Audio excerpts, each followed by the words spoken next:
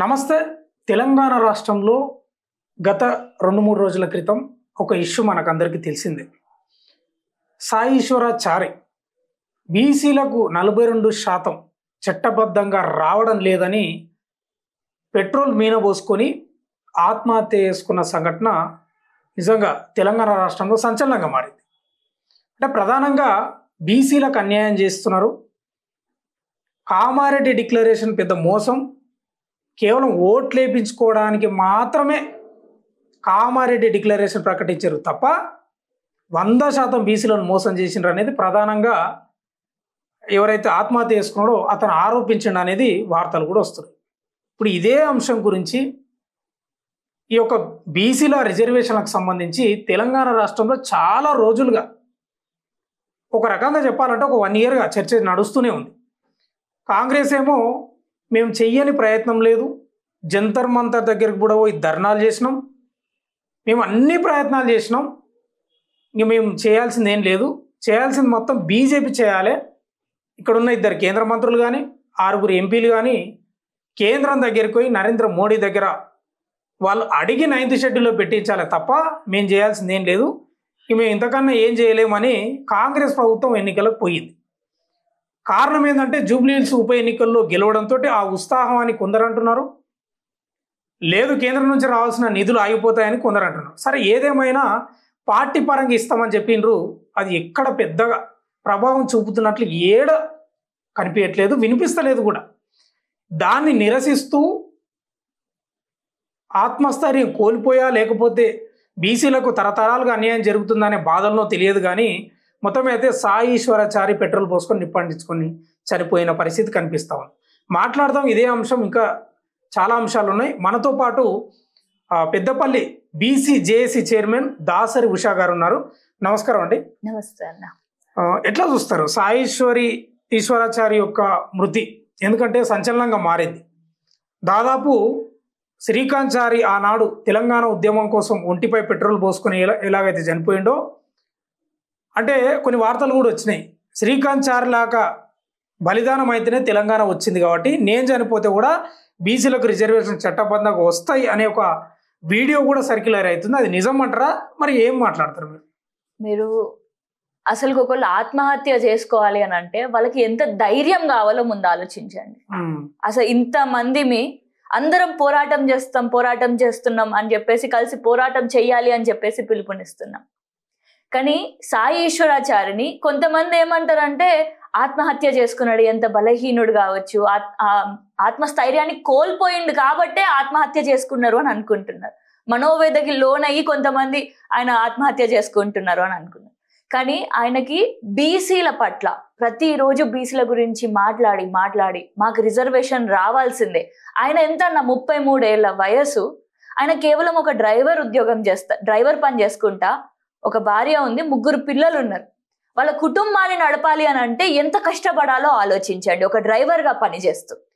మరి ఇంకా మాకెప్పుడు నేను ఇట్లనే ఉన్నా, నా పిల్లలు కూడా ఇట్లనే ఉంటారు, నేను ఏం చెయ్యకపోతే అని చెప్పేసి ఆయనకి ఎంత ధైర్యం చేసి నా కోసం కాదు నా పిల్లల కోసం అయినా చెప్పి బీసీ రిజర్వేషన్లు ఏర్పాటు చేయాలి అని అంటే నా సైడ్ నుంచి ఏదో ఒకటి చేయాలి అని చెప్పేసి ఎన్నో రోజులుగా పోరాటం చేస్తూనే ఉంటున్నారు.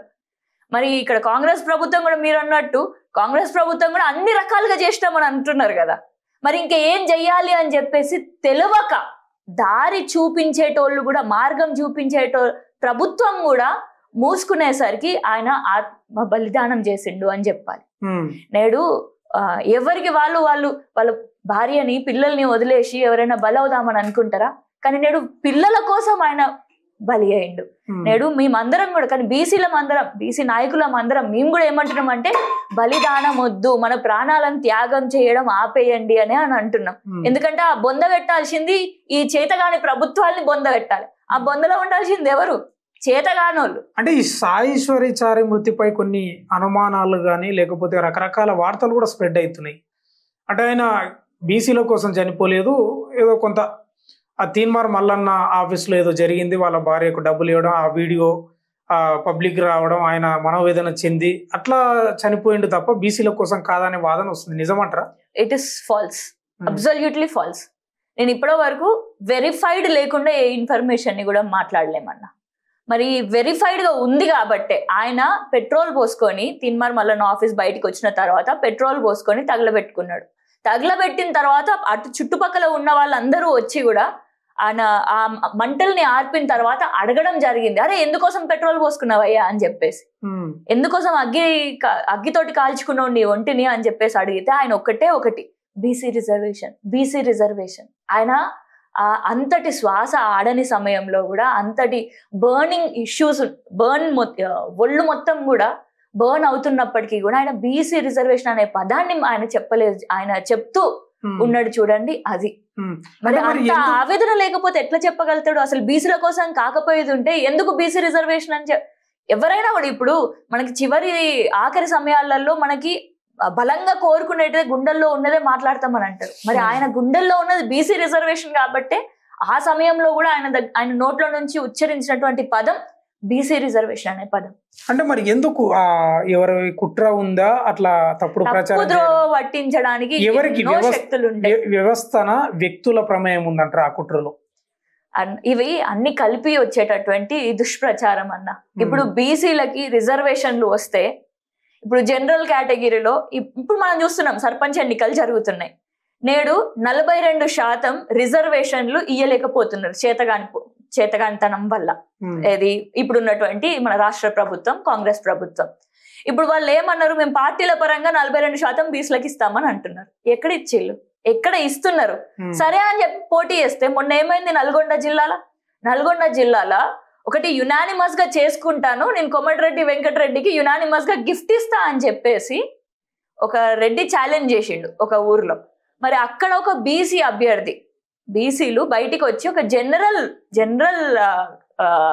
పొజిషన్ లో వాళ్ళు జనరల్ కోటా పొజిషన్ లో వాళ్ళు పోయి నామినేషన్ వేయడానికి పోతుంటే ఆయనని కిడ్నాప్ చేసి ఆయన చేత బలవంతంగా మూత్రం దాగించిండు. ఇది మన ఎంతటి దౌర్భాగ్యమైన స్థితి, ఎంతటి అనాగరికత స్థితి అసలు. అంటే కోమటిరెడ్డి ప్రమేయం ఉందంటారా 100% దాంట్లో? ఒక్కసారి ఆలోచించండి అన్న, ఒక 4 రెడ్లు కలిసి ఒకరిని కిడ్నాప్ చేసుకొని వెళ్తున్న సమయంలో ఆ టోల్ గేట్ల దగ్గర నేను కోమటిరెడ్డి మనిషిని అని చెప్తే కనీసం టోల్ రోడ్లలో ఆ ఫాస్ట్ ట్యాగ్ కూడా కట్ కాకుండా వాళ్ళు వెళ్ళిపోవడం జరిగింది. ఎవరి పేరు ఉపయోగించుకున్నారు? ఎవరు ఉన్నారు అని చెప్పేసి వీళ్ళు ఈ విధంగా 4గురిని కిడ్నాప్ చేసుకుని వెళ్ళిళ్ళు. ఎవరు వాళ్ళకి అండగా ఉన్నారని చెప్పేసి మూత్రం దాగించిళ్ళు. ఈ రోజు 75 సంవత్సరాల తర్వాత భారతదేశం స్వతంత్రం వచ్చిన తర్వాత కూడా ఈ విధంగా బీసీల మీద ఇండిగ్నిటీ ఒక హ్యూమిలియేటింగ్ పరిస్థితి విధానానికి తీసుకొని వస్తున్నారు అని అంటే మరి ఇంతటి అధికార బలం లేకుండా ఇవన్నీ చేయగలుగుతారా? రాజ్యాంగం ఎన్ని శిక్షలు అనుభవిస్తుంది? అసలుకి ఇంకొకసారి అక్కడ ఉండేటటువంటి ఎలక్షన్ కమిషన్ కానీ ప్రభుత్వం కానీ తలుచుకుంటే ఒక్కసారి వాళ్ళకి ఇంకొకసారి ఈసారే కాదు మళ్ళా వాళ్ళ తరం కూడా అసలు ఎలక్షన్లలో పోటీ చేయకుండా అలాంటి శిక్షలు కూడా విధించగలుగుతారు వాళ్ళు తలుచుకునేది ఉంటే. కానీ నేడు ఈ ప్రోద్బలం, ఈ అధికార పార్టీ బలం లేకుండా వాళ్ళు చేయగలుగుతారా? ఇవన్నీ వాళ్ళు ఊరుకోగలుగుతారా?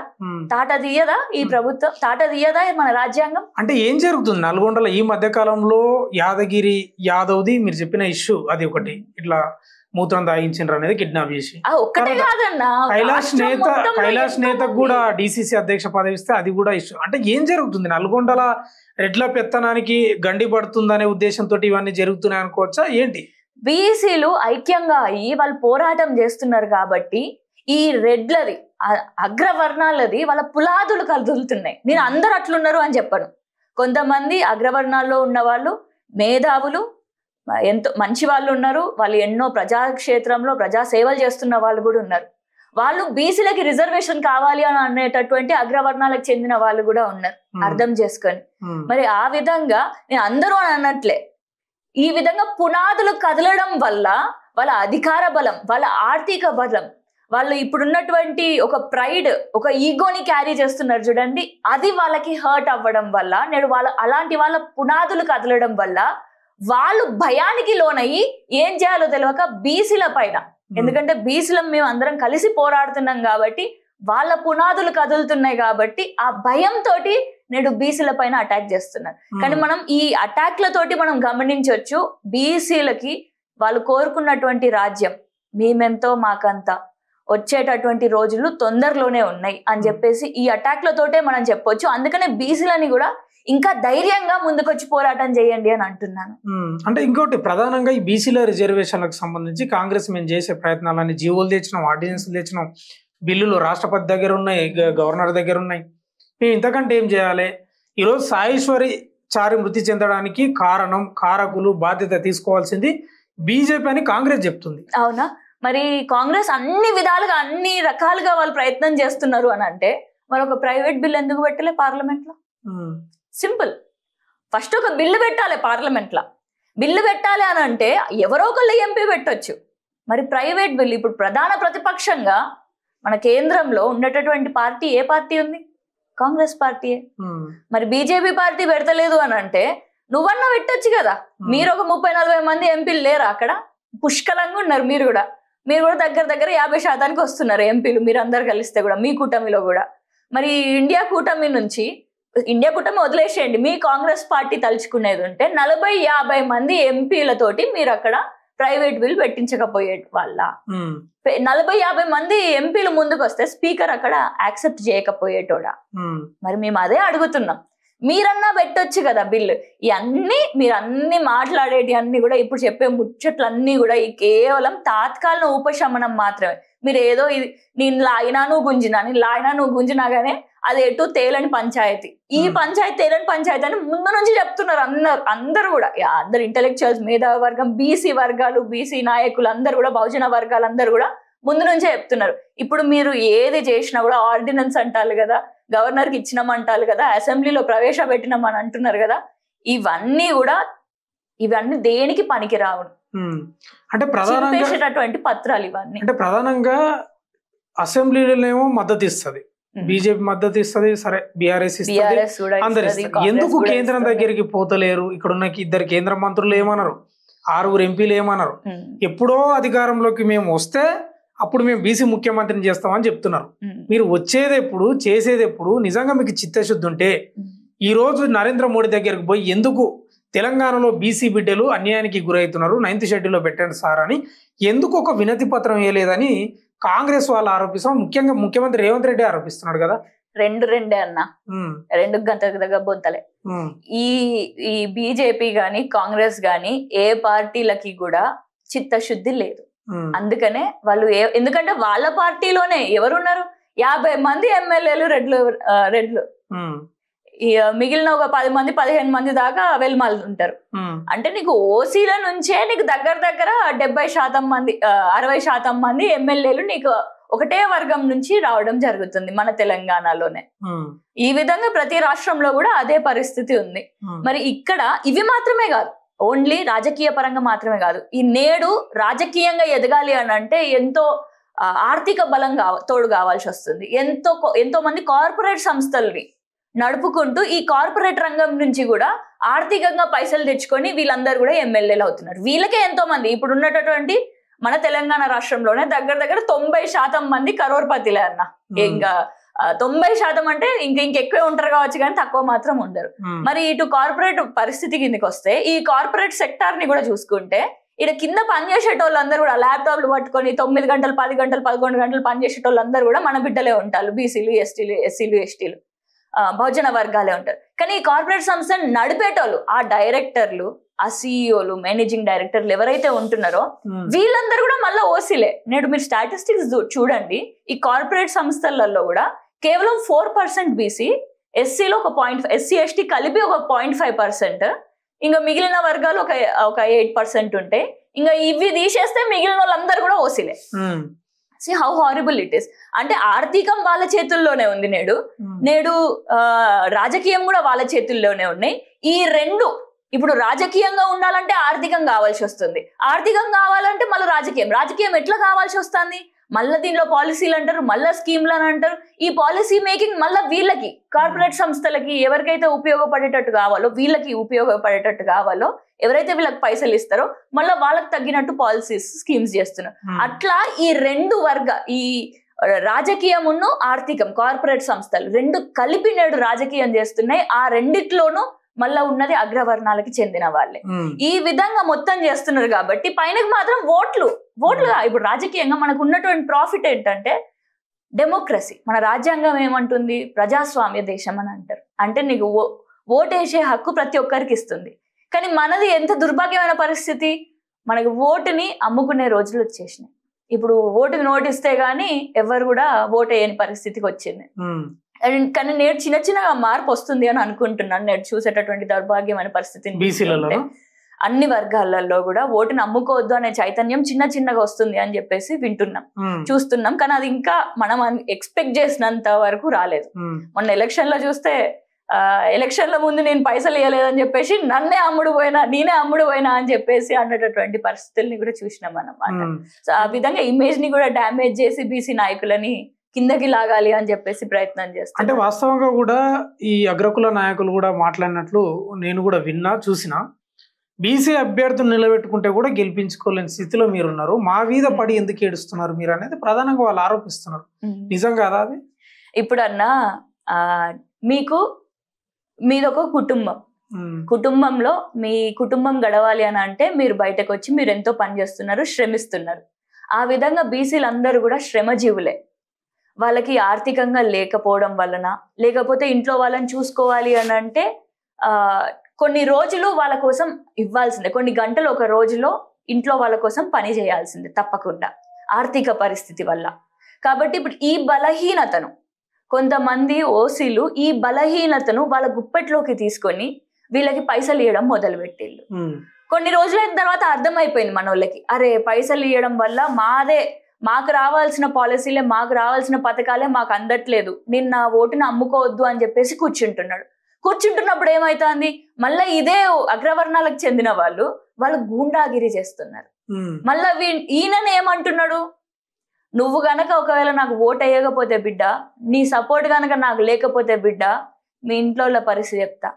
నీ కొడుకు కాలేజీకి వెళ్తాడు కదా, నీ బిడ్డ ఈ టైంకి అక్కడికి పోతుంది కదా, నీ ఆవిడ ఇంట్లో ఉంటది కదా, నువ్వు కూడా నాకు ఒక్కడి దొరకవా బయట అని చెప్పి ఈ విధంగా. ఇప్పుడు నల్గొండలో జరిగింది అదే కదా, బెదిరింపులు, రౌడీయిజం, ఇవన్నీ వాళ్ళకి కొత్త ఏం కాదు, ఇవన్నీ వాళ్ళకి పాత ఎప్పటి నుంచే ఉపయోగించేటటువంటి అస్త్రాలు ఇవన్నీ మన పైన ఇవన్నీ ఉపయోగించేటటువంటి అస్త్రాలు. అంతేందుకన్నా మన తెలంగాణ కోసం పోరాటం చేసినప్పుడు బెల్లి లలిత అక్కని 27 ముక్కలుగా నరికి భువనగిరి బావుల్లో పడేయలేదా?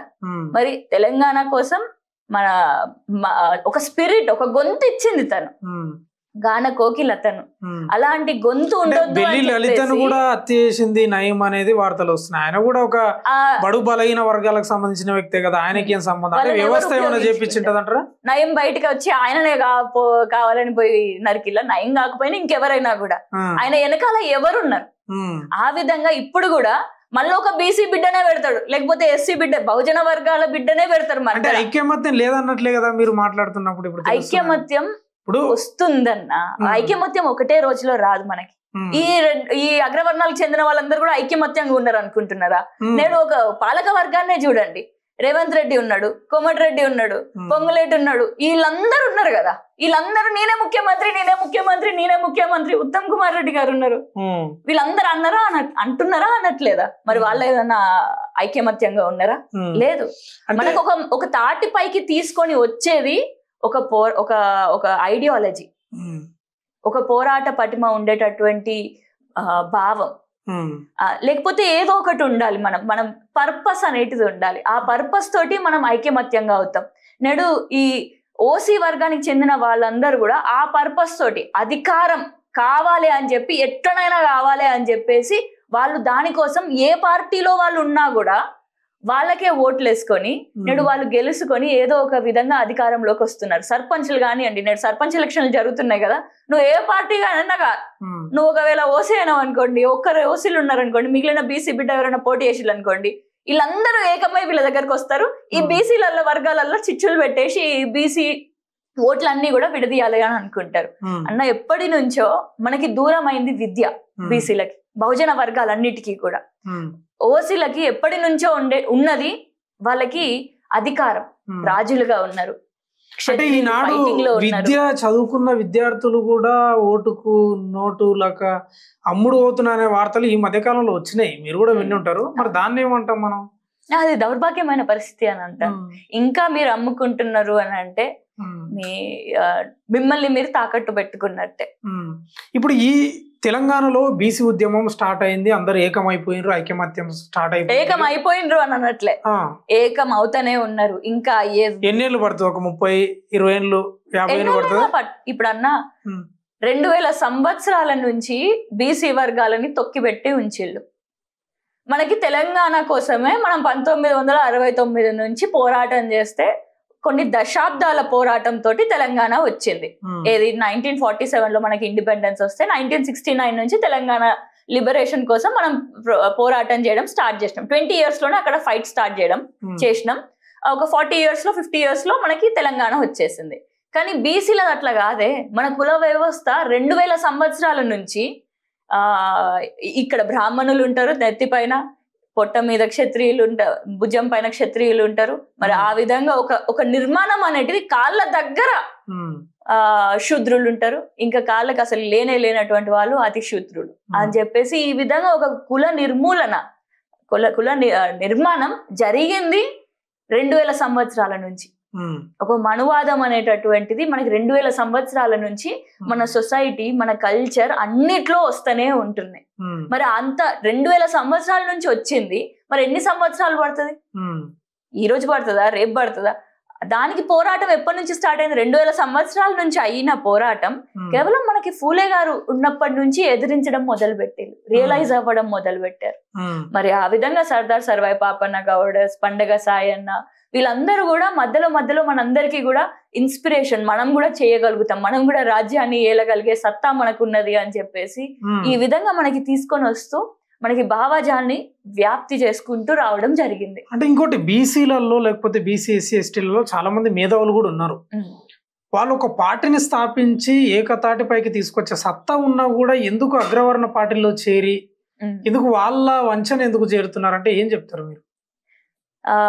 ఇప్పుడే చెప్పినా కదన్నా, మనకి మనం అనుమానించుకుంటున్నాం, మనకి సాధ్యం అవుతుందా, సాధ్యం కాదా, మన పేరు మనది వినరా. ఇప్పుడు బ్రిటిష్ కాలంలో ఇండియా మనది ఎంత పెద్ద సైన్యం అన్నా, మనది ఎంత పెద్ద పాపులేషన్ అన్నా, కానీ బ్రిటిష్లు వచ్చిళ్ళు, వాళ్ళు ఎక్కడి నుంచో పడవల మీద మన దగ్గరకు వచ్చేది. కానీ మన భారతదేశం లాంటిదే వాళ్ళ గుప్పెట్లోకి తీసుకొని 100 సంవత్సరాలు మనల్ని ఏలిళ్ళు. అది ఎట్లా సాధ్యమైంది? ఎట్లా సాధ్యమైంది అని అంటే వాళ్ళు మేము మేము సుపీరియర్ అని చెప్పి చెప్పుకున్నారు. మేము తెల్లోళ్ళం, మీకంటే రంగు ఉంది, మీకంటే బట్టలు ఉన్నాయి, మీకంటే మాట్లాడేటటువంటి రీతి ఉంది మా దగ్గర అని చెప్పి సుప్రమసీని ఎస్టాబ్లిష్ చేసుకున్నారు. అట్లా మన దగ్గర కూడా మాకు ఇప్పుడున్నటువంటి పరిస్థితుల్లో జ్యుడిషియరీ బలం వాళ్ళ దగ్గరే ఉంది, పార్లమెంట్ బలం వాళ్ళ దగ్గరే ఉంది, అసెంబ్లీలో బలం స్టేట్స్ లో కూడా వాళ్ళ బలమే ఉంది. ఆఖరికి మన విలేజ్ లో కూడా రాజకీయంగా బలం వాళ్ళ దగ్గరనే ఉంది, ఆర్థికంగా కూడా. ఒక గొల్ల కుర్మ బిడ్డ నేడు ఆయన దగ్గర ఉంటలేవు గొర్రెలు, మళ్ళా ఒక అగ్రవర్ణానికి చెందిన ఒక దొర, ఆ దొరనే మళ్ళా ఆయన దగ్గర ఉండేటటువంటి మేకల్ని పంపించి ఆయనకి ఇచ్చి నువ్వు కాపలిగా అయిపోవని అంటాడు. లేకపోతే వీళ్ళ దగ్గర గొర్రెలు ఉన్నా కూడా మార్కెట్ వీళ్ళ దగ్గరికి ఉండదు, మళ్ళా ఆ దొర దగ్గరికి పోయి దొర నా అమ్మి పెట్టరాదు అని అంటాడు. ఈ విధంగా ఒక సుప్రమసీని ఎస్టాబ్లిష్ చేసుకున్నారు, ఒక సూడో సుప్రమసీ. ఆ సుప్రమసీ అని అన్నాడు ఎందుకంటే నా ఓబీసీస్, ఎస్సీస్, ఎస్టీస్ అందరూ కూడా వెల్ ఎడ్యుకేటెడ్ గా ఉన్నారు, సంపాదిస్తున్నారు, ఎన్ఆర్ఐస్ గా విదేశాలకి పోయి కూడా ఉద్యోగాలు చేస్తున్నారు, బిజినెస్ మెన్లుగా తయారయ్యారు. కాబట్టి నేడు ఒక సూడో సుప్రమసీ. ఇప్పుడు ఎగ్జాంపుల్ గా చెప్పాలనంటే, ఈ కులం గురించి చెప్పాలనంటే ఆడ మొగ విషయంలో నేను చెప్తా అన్న. ఒక ఊరికి పోయినప్పుడు మనకి తెలియకుండానే మహిళలందరూ కూడా కింద కూర్చుంటారు, చైర్ల మీద కూర్చునేటోళ్ళందరూ కూడా మొగోళ్ళే ఉంటారు. కింద కూర్చున్న అమ్మలని, అమ్మ మీరు చైర్ మీద కూర్చోండి అని అంటే, మా అల్లుడు ఉన్నాడు, మా మామగారు ఉన్నారు, వాళ్ళు ఉన్నారు, వీళ్ళు ఉన్నారు, మా బావ ఉన్నారు అని చెప్పేసి వాళ్ళు కిందనే కూర్చుంటారు. ఇది వాళ్ళకి సూడో రెస్పెక్ట్ అనేటిది మన కల్చర్ లో చెప్పడం జరిగింది. రెస్పెక్ట్ అంటే నువ్వు కింద కూర్చొని వాళ్ళు చైర్ లో కూర్చుంటారు అన్న, సమానంగా అందరు చైర్ లో కూర్చున్నా కూడా రెస్పెక్ట్ ఇవ్వగలుగుతారు కదా. అంటే ఇలాంటి సూడో థింగ్స్, ఇది సూడో రెస్పెక్ట్. అది రెస్పెక్ట్ అనేది కింద కూర్చోడం అనేది సూడో రెస్పెక్ట్. సేమ్ అట్లనే ఈ సూడో సుప్రీమసీ అనేది మన మైండ్ లోనే ఉండే, ఆ మైండ్ లో నుంచి మన మైండ్ లో నుంచి మనం తీసేయడానికే సమయం పడుతుంది. నేడు అందరం కలిసి పోరాటం చేద్దాము అని అనే పిలుపునిచ్చినప్పుడు ఎంతో మంది బయటకు వస్తున్నారు. నేడు బీసీ జేఏసీ ఒక జాయింట్ యాక్షన్ కమిటీని కూడా ఏర్పాటు చేసుకున్నామంటే ఒక అడుగు ముందుకు వెళ్తున్నాం అన్నట్టే. ఈ అడుగు అడుగు ముందుకు వెళ్తూ వెళ్తూ ఎక్కడి వరకు వెళ్ళాలి అంటే ఒక ఊరి నుంచి, ఒక ఊరిలో ఒక ఇంటి నుంచి, ప్రతి ఒక్క ఇంటి నుంచి ఒక బీసీ బిడ్డ సైనికుడుగా మారిపోయినప్పుడు 100% మనం అనుకునేటిది వస్తుంది. మళ్ళీ అందరినీ, ఇప్పుడు వాళ్ళందరి దగ్గర నుంచి మనం కోరుకునేది, ఇప్పుడు భారతదేశానికి ఇండిపెండెన్స్ రావాలి అని అంటే ఎన్నో విధాలుగా మనం ప్రయత్నం చేసినట్టు ఇప్పుడు బీసీలకి కూడా ఒక రకంగా చెప్పాలంటే స్వతంత్రం వచ్చినట్టే, బీసీలకి రిజర్వేషన్ వచ్చింది అంటే. ఒకటి కొన్ని వాదనలు వినిపిస్తున్నాయి ఇంటర్నల్ గా, ఈ బీసీ పెద్ద తలకాయ నాయకులే బీసీ ఉద్యమాన్ని నీరు గారుస్తున్నారు, లోపల కొన్ని కాసులు తీసుకొని దీన్ని ముందర పడకుండా చేస్తున్నారు అనే వార్తలు కూడా వస్తున్నాయి. ఇది నిజం కాదంటారా? అది అనేటిది ఎవరు? అది అనేటి పత్రికలు ఏంటి? ఇప్పుడు ఏ పత్రికలోనైతే ఆ విధంగా అంటున్నారో ఆ పత్రికలు ఎవరు నడుపుతున్నారు? ఇవన్నీ తీసుకోండి అన్న. బీసీలు ఎప్పుడు కూడా ఇప్పుడు అమ్ముడు పోయినారు అంటున్నారు కదా, పెద్ద తలకాయలు అని అంటున్నారు కదా. మరి ఆ పెద్ద తలకాయలు ఈ బీసీ ఉద్యమంలో ఎన్ని సంవత్సరాల నుంచి ఉంటాయి? ఒకరికి సేవా దృక్పథం లేకుండా ఎన్ని సంవత్సరాలు నటించగలుగుతారన్న సేవ చేస్తున్నాం అన్నట్టు. సేమ్ అట్లనే మనకి బీసీ భావజాలం లేకుండా గుండెల్లో ఎన్ని సంవత్సరాలు అని చెప్పి పోరాటం చేయగలుగుతారు? నేను నాకు 29 సంవత్సరాలు. ఇప్పుడు నేను ఒక 5 సంవత్సరాలు అవుతుంది రాజకీయాల్లోకి అడుగుపెట్టి. నాకు పెళ్ళయింది. మా హస్బెండ్ అతను బీహార్లో ఉంటున్నాడు, మా అమ్మ నాన్ననేమో ఇక్కడ హైదరాబాద్ లో ఉంటారు. నేను ఒక్కదాన్ని పెద్దపల్లిలో ఉంటున్నా మా నాన్నమ్మ వాళ్ళతోటి. మరి నేను ఒక్కదాన్ని పెద్దపల్లిలో, నాకు ఫ్రెండ్స్ సర్కిల్ కానీ నేను ఐఐటి ఖరగ్పూర్ లో చదువుకున్నా. సో నాకు ఒక ఫ్రెండ్స్ సర్కిల్ కూడా ఉంటది. నా ఫ్రెండ్స్ కూడా ఏమేం చేస్తున్నారో తెలుసు. నేడు ఒక 29 years old వ్యక్తులు ఏం చేస్తున్నారో మీ అందరికీ తెలుసు. నేను మూవీస్ నుంచి కానీ లేకపోతే ఈ విధంగా నేను టైం ఇవ్వాలి అని అనుకుంటే చాలా తక్కువ టైం ఇవ్వగలుగుతా. ఫ్యామిలీ తోటి కూడా నాకు ఉండే టైమే ఫ్యామిలీ తోటి ఇవ్వడానికి నాకు చాలా తక్కువ టైం దొరుకుతుంది. ఇంత త్యాగం చేస్తున్నా. అంటే మీకు బీసీ ఉద్యమం లేకపోతే బీసీల యొక్క సమస్యలు నరనరాల లేకపోతే ఎట్లా చేయగలుగుతాం మనం? ఇప్పుడు నేను చేసేది త్యాగం అని అనేసి కొంతమంది అనుకుంటారు, కానీ నేను దాన్ని బాధ్యతగా తీసుకుంటున్నా కాబట్టే నేను ఉండగలుగుతా. సేమ్ అట్లనే మీరు ఇప్పుడు వరకు ఎవరైతే బీసీ నాయకులు అని అంటున్నారో వాళ్ళకి బాధ్యత లేకపోయేది ఉంటే, వాళ్ళు బాధ్యతగా తీసుకోకపోయేది ఉంటే వాళ్ళు ఎన్ని సంవత్సరాలని చేయగలుగుతారు? ఇంకొకటి, ఇప్పటి వరకు మనం అధికారంలో ఉండేటోళ్ళని ఎంతో మంది ఓసీలను చూసినాం కదా, వాళ్ళ ఇంటి బంగళాలు చూడండి ఏ విధంగా ఉంటాయో, వాళ్ళ ఇంటి బయట ఉండే కార్లు చూడండి ఎన్ని కార్లు ఏ విధంగా ఉంటాయో, వాళ్ళు తిరిగేటటువంటి విమానాలు, వాళ్ళు సొంత విమానాలు కూడా ఉన్నోళ్ళు ఉన్నారు. వాళ్ళు ఎన్నిటికి యజమానులో చూడండి, ఎన్ని కంపెనీలు ఉన్నాయో చూడండి, ఎన్ని కాంట్రాక్ట్లు, ఎన్ని వేల కోట్ల కాంట్రాక్ట్లు వాళ్ళకి ప్రభుత్వం నుంచి తీసుకుంటున్నారో చూడండి. అదే ఈ బీసీ నాయకుడిని ఇప్పుడు అంటే అమ్ముడు పోయిళ్ళు అని అన్నా, లేకపోతే వీళ్ళకి ఏదో వస్తుంది అని అంటేనే కదా వీళ్ళు నీరు గార్చాల్సిన ప్రయత్నం చేయాల్సింది. మరి వీళ్ళకి ఒకవేళ ఏదైనా వచ్చేది ఉంటే వాళ్ళ బంగ్లా ఎంత పెద్దగా ఉండాలి? కానీ నేడు పెద్ద నాయకులు అని అంటున్నారు కదా, కృష్ణన్న వాళ్ళ ఇంటికి పోండి, వాళ్ళ ఆఫీస్కి పోండి. He is an MP right now. కానీ ఆయన ఆఫీస్ చూడండి, ఆయన ఇప్పటికీ కూడా ఆయన ఏమన్నా రాజభవనాలలో ఉంటున్నాడా, ఫార్మ్ హౌస్లలో ఉంటున్నాడా? ఇటు జాజుల సీనన్న వాళ్ళ ఇంటికి పోండి, ఒక ఫ్లాట్ లో ఉంటున్నాడు. రాజ్యసభ ఎంపీగా ఉన్నటువంటి ఆర్ కృష్ణయ్య గారు ఎందుకు కేంద్రం దగ్గర పోయి కొట్లాడతలేడు, ఇక్కడ ధర్నా చౌకుల ప్రెస్ క్లబ్లలోనే మీటింగ్లకే పరిమితం అవుతున్నాడు అనే వాదనలు కూడా వస్తున్నాయి కదా, ఏం చెప్తారు? ఎందుకు ఆయన పోలేదు అనుకుంటున్నారా? నరేంద్ర మోడీ గారి దగ్గరికి ఆయన పోలేదని అనుకుంటున్నారు. చిత్తశుద్ధితోటి కొట్లాడతలేడు అనేది, చిత్తశుద్ధితోటి కొట్లాడుతున్నామన్నా, అందరం కూడా చిత్తశుద్ధితోటే కొట్లాడుతున్నాం. చిత్తశుద్ధితోటి కొట్లాడుతున్నాం కాబట్టే ఇన్ని సంవత్సరాల నుంచి మేము పోరాటం చేయగలుగుతున్నాము అని అనగలుగుతారు. 40 సంవత్సరాలు ఆర్ కృష్ణ, ఇంకెక్కువే కావచ్చు. జాజుల సీనన్న దగ్గర 20 సంవత్సరాలు, ఇంకెక్కువే కావచ్చు. ఇంకా ఎంతో మంది నాయకులు ఎన్నో సంవత్సరాల నుంచి దీంట్లో పోరాటం. వాళ్ళిద్దరి మధ్యలో కలిసిపోయినట్టున్నారు. కలిస్తేనే కదా బీసీజేఏసీ అనేది ఏర్పాటైంది. మీరు కాంగ్రెసే కలిపింది అనుకోవాలన్నా ఇప్పుడు? ఎందుకు దాంట్లో రిజర్వేషన్ల అంశం తీసుకురావడం, ఇదంతా ఉద్యమం రావడం వల్ల కాంగ్రెస్ కలిపింది అనుకోవాలా? మరి కాంగ్రెస్ కి వ్యతిరేకంగా కలిసినామని అనుకోవాలి మేము. ఎందుకంటే ఎవరు కూడా ఇంటలేరు అని చెప్పేసి, బీజేపీలో ఉన్నప్పటికీ కూడా, బీజేపీ ఎంపీగా ఉన్నప్పటికీ కూడా బీజేపీని ప్రశ్నించడానికి కలిసినామని అనుకోవాలి నేడు. సో ఈ కేంద్ర రాష్ట్ర ప్రభుత్వాలని ప్రశ్నించడానికే ఈ బీసీజేఏసీ ఏర్పాటైంది అని అనుకోండి. అంతేగాని దీన్ని నీరు కార్చడానికి చెప్పినా కదా. ఇప్పుడు వీళ్ళందరూ ఒక వ్యవస్థ ఏర్పడ్డ తర్వాత 10 మంది 10 రకాలుగా మాట్లాడుతూ ఉంటారు. కానీ నిజం ఎంతనో మనం తెలుసుకోవాలి. నిజం ఎంతనో అన్నం ఉడికిందో తెలుసుకోవడానికి ఒక్క మెతుకు చాలన్న. మీకు వాళ్ళ ఇంటికి పోతే తెలుస్తుంది వాళ్ళు ఏ విధంగా బతుకుతున్నారు, వాళ్ళ ఇంటి వాళ్ళకి ఎంతమంది అసలు పని వాళ్ళు ఉన్నారా లేరా ఒకసారి చూసుకోండి. ఈ బీసీల ఎంటైర్ ఎపిసోడ్ లో బీఆర్ఎస్ బీసీలకు చట్టబద్ధంగా రిజర్వేషన్ రాకపోతేనే బాగుంటది అని కోరుకుంటున్నారు అనేది వార్తలు ఇంటర్నల్ గా వచ్చినాయి. ఎందుకంటే రేవంత్ రెడ్డికి పేరు వస్తుంది, మళ్ళీ మేము అధికారం ఇంకా చాలా దూరం పోతాం, మాకు అధికారం దూరం అయిపోతుంది అని వాళ్ళు లోపల బీసీలకు అమలు కాకూడదు అనేది వాళ్ళు కోరుకున్నారు అనేది ప్రధానంగా వినిపిస్తుంది. ఇంకొకటి వాళ్ళు కేవలం కాంగ్రెస్ ను మాత్రమే విమర్శిస్తున్నారు, ఎందుకు బీజేపీని విమర్శిస్తలేరు అంటే ఏం చెప్తారు? మేము సమానంగా ఇప్పుడు బీఆర్ఎస్ పార్టీలో నేను ఒక బీఆర్ఎస్ నాయకురాలుగా ఉంటున్నాను. నేను బీఆర్ఎస్ సైడ్ గురించి కూడా మాట్లాడాలి అని అంటే బీసీలకి 42% రిజర్వేషన్లు ఏ విధంగా రావాలి అని చెప్పేసి ఒక 30 మంది నాయకులని నాతో సహా మమ్మల్ని చెన్నైకి పంపించి తమిళనాడులో రిజర్వేషన్లు ఏ విధంగా వాళ్ళకి సాధ్యమైనాయి, 69% రిజర్వేషన్లు ఏ విధంగా సాధ్యమైంది అని ఒక స్టడీ చేయడానికి మమ్మల్ని అందరినీ కూడా పంపించడం జరిగింది. ఎప్పుడు? పోయిన ఒక 7-8 నెలల క్రితం.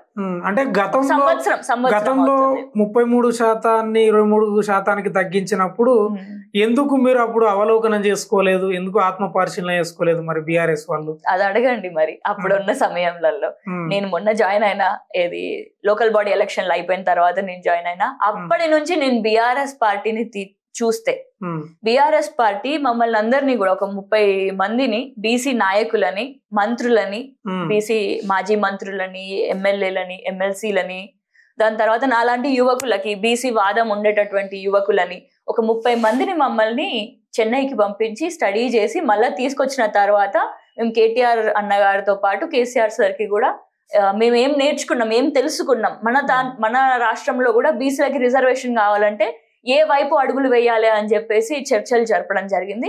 దాని తర్వాత ప్రతిసారి ఇప్పటికీ కూడా ప్రతిసారి ప్రతి ఒక 2 నెలలక 3 నెలలక మేము బీసీల గురించి చర్చించుకుంటాం. ఇంటర్నల్ గా డిస్కషన్స్ చేస్తూనే ఉంటున్నాం, బీసీలకి రిజర్వేషన్లు ఇవ్వాలంటే ఏం చెయ్యాలి అని చెప్పేసి. అదే విధంగా ప్రతి మీటింగ్ లో, ప్రతి ప్లీనరీ మీటింగ్ సమయంలో కానివ్వండి, దాని తర్వాత కానివ్వండి, ప్రతి మీటింగ్ లో కూడా బీసీలకి ప్రాధాన్యత ఇస్తేనే బీఆర్ఎస్ పార్టీ కానీ ఏ పార్టీ కానీ అది బలంగా నిల్చుంటది. లేకపోతే బీసీలకి ఎక్కడైతే మనకి యాక్సెప్టెన్స్ లేదో, బీసీల గురించి మాట్లాడమో ఆ సమయంలో ఆ పార్టీలు బొందలో పడతాయి అని చెప్పేసి కూడా పార్టీలో కూడా అంటే ఇంత అధ్యయనం చేసిన మీరు, చెన్నైకి పోయి అంత అధ్యయనం చేసిన వాళ్ళు మీరు, బీసీలు ప్రాధాన్యత ఇవ్వాలంటున్న మీరు ఎందుకు కేంద్రం దగ్గరికి ఒక్కసారన్నా ఎందుకు పోలేదు? ఒక వినతి పత్రం కూడా ఎందుకు ఇవ్వలేదు? ఇస్తున్నాం కదన్నా, ప్రతిసారి చర్చలు బీసీ రిజర్వేషన్లకు సంబంధించినప్పుడు ఎప్పుడు ఇవ్వలేదు అనేది వార్త. అసలు బీఆర్ఎస్ వాళ్ళు ఎప్పుడు ఢిల్లీకి పోలేదు, ఒక్క వినతి పత్రం బీసీల గురించి చట్టబద్ధంగా ఇవ్వండి, లేకపోతే 9th షెడ్యూల్ పెట్టండి అని ఒక్క వినతి పత్రం అని. ఇప్పుడు మీరు బీసీ బీఆర్ఎస్ అని అంటున్నారు కదా, మరి నేనే పార్టీలో ఉన్నా? బీఆర్ఎస్ పార్టీ నుంచే ఉన్నా. ఇప్పుడు మాజీ మంత్రి శ్రీనివాస్ గౌడ్ అన్న ఏ పార్టీలో ఉన్నాడు? బీఆర్ఎస్ పార్టీలో ఉన్నాడు. అట్లనే మరి మధుసూదనాచారి అన్న గారు అంటే గల్లీలోనే కొట్లాడుతున్నారు, ఢిల్లీకి ఎందుకు పోతలేరు? ఇప్పుడు మేము పోతున్నాం కదా 16th and 17th కి. ఒకటే రోజులో అన్ని పనులు కావాలి అని అంటే మేము మెషిన్ లో మా అన్న ఏమన్నా, మాకు కూడా సమయం కావాలి. ప్రణాళిక ఉన్నట్టుంది మీకు. నాకు కాంగ్రెస్ స్థానిక సంస్థల ఎన్నికలకు పోయిన తర్వాత అప్పుడు మనం దీన్ని కొంచెం హైపు తీసుకొద్దాం, అప్పుడు కేంద్రం దగ్గరికి పోదామని అనుకున్నారా? ఎందుకు మేము ఎలక్షన్ల ముందే బీసీ జేఏసీలో కూడా బీఆర్ఎస్ వాళ్ళు ఉన్నారు. బీసీ జేఏసీలో బీఆర్ఎస్ పార్టీ వాళ్ళు లేరా? ఉన్నారు కదా. మరి ఆ సమయంలోనే ఎలక్షన్లకి వెళ్ళక ముందే పిలుపునియడం జరిగింది కదా. అసలు ఎవరి పిలుపు వల్ల నేడు బీహార్ రాష్ట్రంలో హైకోర్టులో వాళ్ళు బీసీలకి రిజర్వేషన్ ఇవ్వాలి అని చెప్పేసి బీసీలకు రిజర్వేషన్ ఖరారు చేసిన తర్వాత హైకోర్టు ఒకటే రోజులో కొట్టేసింది. కానీ తెలంగాణ రాష్ట్రంలో హైకోర్టు స్టే ఆర్డర్ ఇచ్చింది, కొట్టేయలేకపోయింది. ఎందుకు స్టే ఆర్డర్ ఇచ్చింది? ఎందుకంటే బీసీ జేఏసీ తరపు నుంచి ఒక పిలుపునిచ్చినాం. ఏమని? మొత్తం సండే మొత్తం కూడా 7 కాడికి షాపులన్నీ బంద్ చేయాలి అని చెప్పేసి అందరు పెద్ద పెద్ద ర్యాలీలు తీసిళ్ళు, స్వచ్ఛందంగా షాపులు కూడా బంద్ చేసిళ్ళు. ఎలాంటి మనం బస్సులను తగలబెట్టడం అట్లాంటి ఏం కార్యక్రమం చేయలే. మంచిగా సాఫ్ట్ గా ఏ విధంగానైతే చేయాలో ఆ విధంగా నీట్ గా చేసేసినాం. ఎలాంటి ఇబ్బంది ఎవరికి కల్పించకుండా బీసీజేఏసీ తరపు నుంచి చేసినప్పుడు మరి వెంటనే హైకోర్టు అది కొట్టేయకుండా స్టే ఆర్డర్ ఇచ్చింది. ఓన్లీ బికాస్ ఆ రోజు ఆ విధంగా బంద్కి పిలుపునిచ్చినాం కాబట్టి, శాంతియుతంగా ఒక బంద్ని సక్సెస్ఫుల్ గా చేసినాం. దీనితోటి హైకోర్టు బీహార్ రాష్ట్రం లెక్క అక్కడ కొట్టేయకుండా ఇక్కడ మనకి స్టే ఆర్డర్ ఇవ్వడం జరిగింది. మరి దీంట్లో బీఆర్ఎస్ పాత్రనే లేదని అంటారా? మరి ప్రతి దగ్గర కూడా బీఆర్ఎస్ పాత్ర ఉంటూనే ఉంటది అన్న. తెలంగాణ రాష్ట్రంలో ఎక్కడ ఉన్నా కూడా బీఆర్ఎస్ పాత్ర ఉంటూనే ఉంటది. ఎందుకు అంతెందుకు, మనకి ఇప్పుడు ఎయిర్పోర్ట్ లో కూడా ఎయిర్ ఇండియా మన ఇండిగో సర్వీసెస్, ఇండిగో ఫ్లైట్స్ కొన్ని వందలాది ఫ్లైట్స్ ఒకటే రోజు 200 ఫ్లైట్స్ దాదాపు అది కొట్టేసినప్పుడు, మరి ఆ కొట్టేసిన తర్వాత ఎవరు రెస్పాండ్ అయింది? బీఆర్ఎస్ పార్టీనే. అంటే మీకు ఎక్కడ జరిగినా కూడా, అది గల్లీలో జరిగినా, అది విమానాశ్రయంలో జరిగినా కూడా ఎక్కడ కూడా మాట్లాడేది అని అంటే కేవలం బీఆర్ఎస్ పార్టీనే నేడు మనం చూస్తున్నాం. బీసీ మాత్రం నేను కేవలం బీఆర్ఎస్ పార్టీనే అని చెప్పను. ఎందుకంటే బీసీజేఏసీలో అన్ని పార్టీల వాళ్ళు ఉన్నారు. కాంగ్రెస్ వాళ్ళు ఉన్నారు, బీఆర్ఎస్ వాళ్ళు ఉన్నారు, బీజేపీ వాళ్ళు కూడా ఉన్నారు, సిపిఐ వాళ్ళు ఉన్నారు. అన్ని పార్టీల వాళ్ళు కూడా బీసీజేఏసీ తోటి లింక్ అయి ఉన్న వాళ్ళు. కాబట్టి అందరం పోరాటం చేస్తున్నాం. కానీ ఆ పోరాటాలు అనేటివి ఫస్ట్ ఎవరైనా కూడా నాయకులను నమ్ముకుంటాం. ఇప్పుడు మనం ఫస్ట్ నమ్ముకునేది ఎవరిని? ఇమీడియట్ గా మనల్ని ఎవరైతే పైకి తలెత్తి చూస్తామో ఈ నాయకుడు అని చెప్పేసి ఆ నాయకుడి దగ్గరికి పోతాం. దాని తర్వాత ఇంత కొట్లాడుతున్న బీఆర్ఎస్ ఎందుకు జూబ్లీ హిల్స్ లో ఓడిపోయింది? ఎందుకంటే అక్కడ ఎక్కువ బీసీ ఓట్లే ఉన్నాయి. మరి ఎందుకు మీ వెంట బీసీలు లేరు? ఓడిపోయింది కదా బీఆర్ఎస్. ఓడిపోవడానికి కారణం ఎన్నో ఉండొచ్చు కదన్నా. ఈ మధ్య మద్యం పైసలు ఏ విధంగా డిస్ట్రిబ్యూట్ అవుతున్నాయో మనం చూడట్లేదు. అధికార ఇంకెక్కువ పంచలేమో కాంగ్రెస్ వాళ్ళు. మరి ఎవరికి తెలుస్తుంది అన్న? ఎవరెంత పంచిందో నాకెట్లా తెలుస్తుంది? ఇంకో విషయం, పంచిండ్రు అని అన్నప్పుడు మరి ఇక్కడ ఆపాల్సినటువంటి ఎలక్షన్ కమిషన్ కానివ్వండి, పోలీసులు కానివ్వండి, అసలు ఈ వ్యవస్థ ఎక్కడికి పోతుందో నాకు అర్థం అవుతలేదు. అసలు ఈ కళ్ళకి తెలవకుండా ఎట్లా పంచుతున్నారు అసలు ఈ పార్టీల వాళ్ళు అనేది అర్థం కావట్లేదు. మళ్ళీ ఇంకొకటి, అధికార పార్టీ ఉన్నది. నేడు కాంగ్రెస్ పార్టీ తెలంగాణ రాష్ట్రంలో అధికారంలో ఉన్నది. సో మీకు లాస్ అవ్వడానికి ఇప్పుడు బీఆర్ఎస్ పార్టీ అక్కడ ఒక మాగంటి గోపీనాథ్ అన్న గారిని కోల్పోయింది. ఆయన మరణించడం జరిగింది. ఇప్పుడు గోపీనాథ్ అన్నకు ఒక క్యాడర్ ఉంటది. ఆ క్యాడర్ ని ఎంత భయానికి లోన్ చేసి ఉండగలుగుతారు అధికార పార్టీ వాళ్ళు? లేకపోతే ఎన్నో ప్రలోభాలు పెట్టి ఉండగలుగుతారు? మరి ఈ విధంగా అధికార పార్టీలో, కాంగ్రెస్ పార్టీలో మరి వీళ్ళు గోపీనాథ్ అన్న మరణించడం వల్ల ఈ క్యాడర్ ఎటు పోవాలో అర్థం కాలేని పరిస్థితుల్లో ఉన్నప్పుడు బీఆర్ఎస్ పార్టీ సునీత అక్కతో పాటు వెళ్లే సమయంలోనే వీళ్ళు ప్రలోభాలకి గురి చేసి వీళ్ళు ఈ విధంగా మరి ఎంతో గూండాగిరి తోటి ముడిపడి ఉన్నదన్న ఈ రాజకీయం. అంటే గతంలో బీఆర్ఎస్ ప్రలోభాలు లేకపోతే గూండాగిరి చేయకనే హుజూర్ నగర్ అంటే ఈటల రాజేందర్ చేతిలో ఓడిపోయింది అనుకుంటారా? అట్లే దుబ్బాకలో ఓడిపోయింది అనుకుంటారా? అప్పుడు చేయలేదా? చేసుంటారు. మరి ఏమైతుంది? మరి అప్పుడు ఎందుకు పోలీసులు గాని, ఈ వ్యవస్థ గాని అసలు ఎందుకేం పట్టించుకోవట్లేదు? మనం అంటున్నాం కదా, మనం ప్రజల్ని ప్రతిసారి తప్పు పడుతున్నాం అన్న. కానీ పూటకి తిండి దొరకని ప్రజలు ఎంతో మంది ఉన్నారు. పూటకి అసలు తిండి దొరకాలి అంటే కష్టపడాలి అని చెప్పేసి, శ్రమించాలి అని అనుకునే ప్రజలు నేడు రోజుకి వాళ్ళు హమాలి పని చేయకపోతే 500 రూపాయలు రావు. ఈ 500 రూపాయలు రాకపోతే ఆ రోజు తిండి తినలేని ప్రజలు నేడు ఉన్నప్పుడు ఒక రోజుకి 500 రూపాయలు మనకి ఇస్తున్నారు కదా అని చెప్పేసి, లేకపోతే 1000 రూపాయలు ఇస్తున్నారు కదా, లేకపోతే ఈ బై ఎలక్షన్ లో ఎన్ని వేలు ఇస్తున్నారో నాకు అంచనా లేదు, అన్ని వేలు ఇస్తున్నారు కదా అని చెప్పి ఒక్క రోజు అన్ని వేలు తీసుకోవడంలో తప్పేముంది అని చెప్పేసి. ఎందుకంటే వాళ్ళు ఒకసారి ఆలోచించండి, ఒక హమాలి ఎంత కష్టపడతాడు ఒక రోజుకి. మరి అది ఇక్కడ నుంచి వచ్చేటప్పుడు ఈ విధంగా ప్రలోభాలకి గురి చేసినప్పుడు ఆటోమేటిక్ గా తీసుకుంటున్నారు. నేడు మరి ఈ విధంగా కల్పించింది కూడా ఎవరు? ఒక హమాలి బిడ్డ. లేకపోతే అసలు ఇప్పుడు ఉన్నటువంటి యువతరం అసలు పని చేయాలి అని అన్నా కూడా పని దొరుకుతలేదు వాళ్ళకి. అసలు వాళ్ళని ఆ పని దొరకని విధంగా ఎవరు పెట్టిల్లు? అసలు చేసింది కూడా మళ్ళీ ఇదే అధికార పార్టీలో, ఈ అధికారంలో ఉండేటటువంటి పార్టీలే. అన్ని పార్టీలు అని చెప్తాను నేను, ఒక్క పార్టీ అని చెప్పాను. ఇప్పటి వరకు అధికారంలో ఉండేటటువంటి ఏ పార్టీలు అయితే ఉన్నాయో దే ఆల్ అట్టర్లీ ఫెయిల్డ్. అన్ని పార్టీలు ఫెయిల్ అయినాయి కాబట్టి, అన్ని వ్యవస్థలు కూడా ఫెయిల్ అయినాయి కాబట్టి ఇప్పటికీ కూడా 500 రూపాయలు ఇచ్చినా కూడా ఆ ఓటును అమ్ముకొని ఓటేస్తున్నాడు.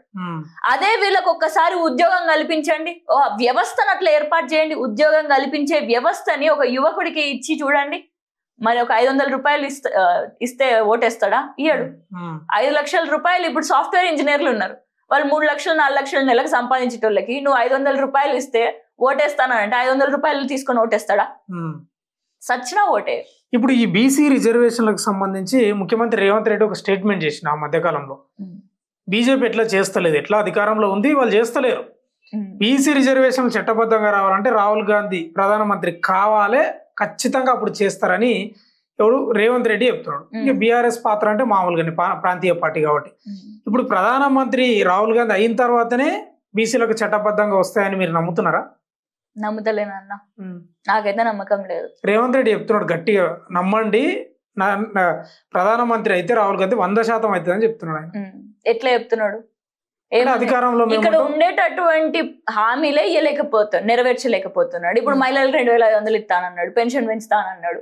అసలు ఇవన్నీ అయినాయా? ఫస్ట్ అంతేందుకు ఈ రెండు సార్లు రైతు బంధు పడాలి, పట్టుతుందా? ఇప్పుడు రైతు బందే పడనప్పుడు, రైతు బీమానే చక్కగా ఇయ్యలేనప్పుడు, రుణ మాఫియే చేయలేనప్పుడు, అంటే నువ్వు ఇచ్చిన హామీలు ఈ రాష్ట్రంలో మహిళలకు 2500 ఇస్తా అని చెప్పినో ఇట్లా ఎన్నో, సరే ఉచిత పథకాలు తీసేయండి, ఆల్రెడీ ఇంప్లిమెంటేషన్ లో బీఆర్ఎస్ టైంలో 10 సంవత్సరాలు ఉన్నప్పుడు రైతు బంధు ఎప్పుడైనా లేట్ అయిందా? రుణమాఫీ ఎప్పుడైనా చివరి సమయంలో ఇవ్వలేకుండా ఉన్నారా?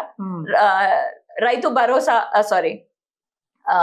ఈ రైతుకి సంబంధించిన ఏ విషయంలోనైనా కూడా వీళ్ళందరూ బీఆర్ఎస్ హయాంలో కరెక్ట్ గా నెరవేర్చాలి కదా, కనీసం అదైనా కంటిన్యూ చేయొచ్చు కదా. ఉన్నది కూడా కంటిన్యూ చేయలేనటువంటి స్థితిలో కాంగ్రెస్ ప్రభుత్వం ఉంది. మరి కాంగ్రెస్ అధికారంలోకి అక్కడ ప్రభుత్వం, కేంద్ర ప్రభుత్వం ఏర్పాటు చేస్తే రాహుల్ గాంధీ గారు అసలు వాళ్ళ ప్రధానమంత్రి క్యాండిడేట్ రాహుల్ గాంధీ కాదా అది చెప్పమని చెప్పి ఫస్ట్ అది చెప్పగలుగుతారా? వాళ్ళ ప్రధానమంత్రి క్యాండిడేట్ రాహుల్ గాంధీ కాదా అని చెప్పి. సో ఒక వ్యక్తినే సూచించినప్పుడు మీరు ఏ విధంగా ఇక్కడ రాష్ట్రంనే సగం నడపలేనప్పుడు, మరి మీరు కేంద్ర ప్రభుత్వంలో ఒక వ్యక్తి రాహుల్ గాంధీ గారు మీకు ప్రధానమంత్రి అవుతారు అని చెప్పేసి గ్యారంటీ లేదు, ఆయన అయితే మీరు చేస్తారు అనడంలో అసలు ఎంతవరకు నమ్మకం ఉంది? దాంట్లో ఎవరు నమ్ముతారు దాన్ని? అందుకనే మీరు వాళ్ళు కాదు వీళ్ళు కాదు. ఒకప్పుడు మనకి బీసీల కోసం, బీసీల రిజర్వేషన్ కోసం మండల్ కమిషన్ ఏర్పాటు చేసిన తర్వాత, కాకా కాలేకర్ కమిటీ కానివ్వండి, దాని తర్వాత మండల్ కమిషన్ కానివ్వండి, ఈ కమిషన్లు ఏర్పాటు చేసిన తర్వాత అయినప్పటికీ కూడా వాళ్ళు లాగు చేయకపోతే, స్టార్ట్ చేయకపోతే అప్పుడు కాన్షీరామ్ గారు ఉద్యమం చేసిండు. ఎన్నో ఉద్యమాలు అప్పుడు ఎంతో మంది, ఎన్నో పార్టీలు కలిసి కూడా ఉద్యమం చేసినాయి. దాంట్లో ప్రథమంగా మనం చూసింది కాన్షీరామ్ గారి ఉద్యమం. ఆ విధంగా వాళ్ళు మండల్ కమిషన్ చాలు కరో వర్ణ కుర్సీ ఖాళీ కరో అని అన్నారు. అంతేగాని ఆ కుర్సీ మీద నేనుంటేనే కాన్షీరామ్ గారు ఎప్పుడు కూడా నన్ను ప్రధానమంత్రిని చేయండి, ప్రధానమంత్రిని చేసిన తర్వాత మీకు బీసీలకు రిజర్వేషన్లు ఇస్తా అని చెప్పలేదు అన్నాడు. మీరు చెయ్యండి, లేకపోతే కుర్సీ ఖాళీ చేయండి అని అన్నారు. ఎవరైతే అర్హత ఉంటుందో వాళ్ళని కూర్చుందామని అన్నారు. నేడు కూడా అదే అందాం. ఏమని? మీకు చేత కాకపోతే మీరు కుర్సీ ఖాళీ చేయండి. ఇప్పుడు కాంగ్రెస్ పార్టీ కూడా అనాల్సింది ఏంటిది? మీకు చేత కాకపోతే బీజేపీ ప్రభుత్వాన్ని కుర్సీ ఖాళీ చేయమనాలి, అంతేగాని కాంగ్రెస్ కి ఆపర్చునిటీ ఇస్తే చేస్తామని కాదు. ఎందుకంటే వీళ్ళకి ఇక్కడే చేతన అయితే లేదు, ఇక్కడే చేత కానప్పుడు ఇంకా గాడికి పోయి ఏం చెప్తారు వీళ్ళు? అంటే ప్రధానంగా బీసీ జేఏసీ చైర్మన్ గా ఇప్పుడు బీసీలకు అధికారం రావాలంటే ఈ రిజర్వేషన్ల వల్ల వాళ్ళ బతుకులు మారుతాయని నాకైతే అనిపిస్తలేదు. అల్టిమేట్ గా అధికారంలో ఒక బీసీ బిడ్డ కూర్చుంటేనే బీసీలకు న్యాయం జరుగుతుంది అనేది ఎంతవరకు నిజం? మీకు జార్ఖండ్ ఉదాహరణ చెప్తాను. జార్ఖండ్ లో హేమంత్ సోరెన్ గారు ముఖ్యమంత్రిగా ఉండే మొన్నటి వరకు. ఎస్టీ కాన్స్టిట్యుయెన్సీస్ ఉన్నాయి దాంట్లో చాలా వరకు. సో చాలా సార్లు ముఖ్యమంత్రిగా ఎస్టీలే చేసిండు. కానీ అది ఎంత ఫార్వర్డ్ అయింది, అది ఎంత డెవలప్డ్ అయింది, అది డెవలప్డ్ అయిందా కాలేదా అనేటిది పెద్ద క్వశ్చన్ మార్క్. ఆ విధంగా ఇప్పుడు మన కేటగిరీ, ఇప్పుడు బీసీల అభ్యర్థులు, ఇప్పుడు బీజేపీ అని అంటది బీసీ అభ్యర్థిని ముఖ్యమంత్రిగా చేస్తా అని అంటది. బీసీ అభ్యర్థులు అక్కడ కూర్చోవడం కాదు అక్కడ లెక్క, బీసీ అభ్యర్థులు కూర్చోవడం కాదు, సత్తా తెచ్చుకొని మనం మంత్రులం అవుదాం, ముఖ్యమంత్రులం అవుదాం. అంతేగాని ఎవరో భిక్ష వల్ల మనం అయితే ఆ భిక్ష వల్ల అయినప్పుడు మనకి ఎలాంటి ఇంప్లిమెంటేషన్ అనేటిది, పాలసీ అనేటిది, ఇప్పుడు ముఖ్యమంత్రిగా చేయాలంటే అన్న దానికి ఒకలాంటి త్యాగం, దానికి ఒకలాంటి ఇంటెలిజెన్స్, దానికి ఒకలాంటి ఇంప్లిమెంటేషన్, ఒక ప్రణాళిక, ఇవన్నీ కూడా చేతిలో ఉండాలి. అవన్నీ కావాలంటే ఎక్స్పీరియన్స్ తోటే వస్తాయి.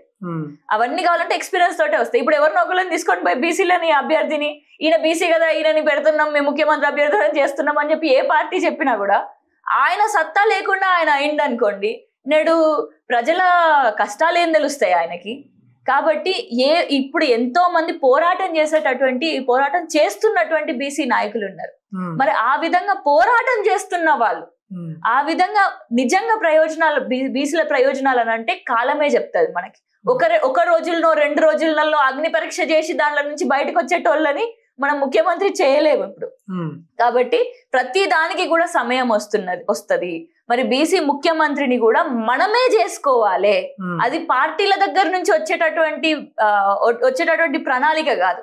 భయంతో బీసీలు అధికారంలో లేకపోతే కింద పిల్లర్స్ కూల్తాయి అనే చెప్పి భయం ఉంటేనే, ఆ భయంతోటే మనం బీసీల ముఖ్యమంత్రులం అయితేనే మనం అన్నట్టుగా మనం ఏ విధంగానైతే ఇంప్లిమెంటేషన్ చేద్దాం అనుకుంటున్నామో, ఏ విధంగానైతే పాలసీలు చేద్దాం అనుకుంటున్నామో ఆ విధంగా అయితే. అందుకనే బీసీలు కూడా నాయకులు అవ్వాల్సినటువంటి హై టైం ఇది. ఎందుకంటే ఆల్రెడీ నేడు బీసీలందరికీ కూడా అందరు కూడా మేల్కొన్నారు. వాళ్ళందరూ కూడా ఒకటే బాట, ఎక్కడికి పోయినా కూడా బీసీల రాజ్యం రావాల్సిందే అనే వాయిస్ మనకి వినిపిస్తుంది. మరి వాళ్ళు నేడు నిరంతరం ప్రజల మధ్యలో ఉంటూ వాళ్ళకి ఇంప్లిమెంటేషన్, పాలసీ మేకింగ్, ఇవన్నీ తెలుసుకుని వాళ్ళు నాయకుల లెక్క ఎదగాలి. ఎందుకంటే ఇది హై టైం. కాబట్టి బీసీలకి నేను ఒకటే కోరుకునేది ఏంటంటే, మనం పోరాటం చేద్దాము, పోరాటంతో నాయకత్వ లక్షణాలు పెంపొందించుకుందాము. దాని తర్వాత మనం ఈ రాజ్యాన్ని ఏలుకుంటూ మరి మన బీసీ వర్గాలతో పాటు బహుజన వర్గాలందరినీ కూడా ఏకతాటిపైకి తెచ్చి ఇదొక డెవలప్డ్ సొసైటీగా మనం తీర్చుకుందాము అని చెప్పేసి కోరుకుంటాం. ఓకే, చివరిగా చెప్పండి, సాయి ఈశ్వరాచార్య మృతిని ఎవరు బాధ్యత తీసుకోవాలి? ఇప్పుడు ఆయనది ఆత్మహత్య అంటారు కానీ ఈ ప్రభుత్వం దాని వైఫల్యం వల్లనే ఆయన ఆత్మహత్య చేసుకున్నారు. కాబట్టి ఇది ఒక ప్రభుత్వ హత్యగా గుర్తించాలి.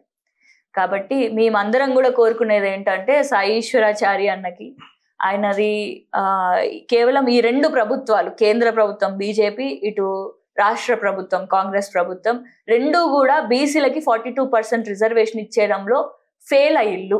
కాబట్టే నేడు ఆయన మరణించడం జరిగింది. కాబట్టి వాళ్ళ కుటుంబానికి కూడా ఒక ₹1 కోటి ఎక్స్గ్రేషియా ఇవ్వాలి. వాళ్ళ వైఫ్కి కూడా ఖచ్చితంగా, వాళ్ళ వైఫ్ కానీ వాళ్ళ ఇంట్లో ఎవరికొకరికి చదువుకున్న వ్యక్తులకి గవర్నమెంట్ ఉద్యోగం ఇవ్వాలి. అదేవిధంగా వాళ్ళకి 3 పిల్లలు కాబట్టి ఆ 3 పిల్లలకి కూడా గ్రాడ్యుయేషన్ వరకు వాళ్ళు ఏం చదవాలని అనుకుంటే అప్పటి వరకు నాణ్యతమైన విద్యని వాళ్ళకి అందించాలి అని చెప్పి మేమందరం డిమాండ్ చేస్తున్నాం. Thank you.